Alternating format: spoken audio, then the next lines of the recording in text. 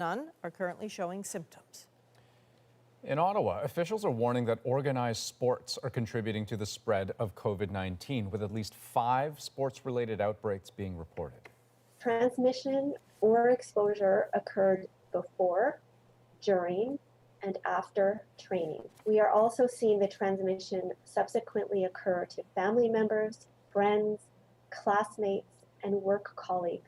Another 9 outbreaks are under investigation. Nearly 30 cases have already been linked to sports teams, but more are expected, with the number of high-risk contacts said to be in the hundreds.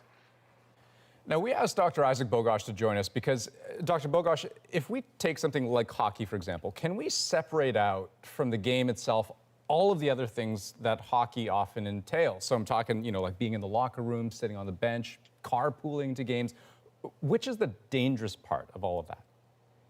Yeah, the part that would be highest risk for transmission would be where people are in close contact with each other for a prolonged period of time, especially if with hockey, there might be some huffing and puffing. So I'd say the bench, and as you point out, the locker room, carpooling, those would be higher risk settings.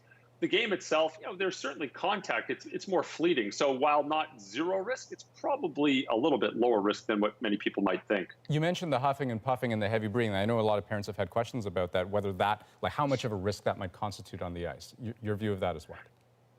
Yeah, there's probably ways that we can do this safer. I mean, certainly outdoor rinks would be much safer than indoor rinks. Limiting the number of people on the ice would be a very, very reasonable thing to do. And even thinking about canceling games and scrimmages and sticking with skills and drills, so you just have less opportunities for physical contact.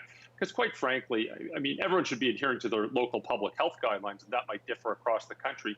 But if we think about what a positive case in hockey might mean, there's certainly the potential for a ripple effect to various schools, various homes, and other various places in the community that can be avoided. All right, Dr. Bogoch, you've given us a lot to think about. As always, thank you so much for your time. My pleasure.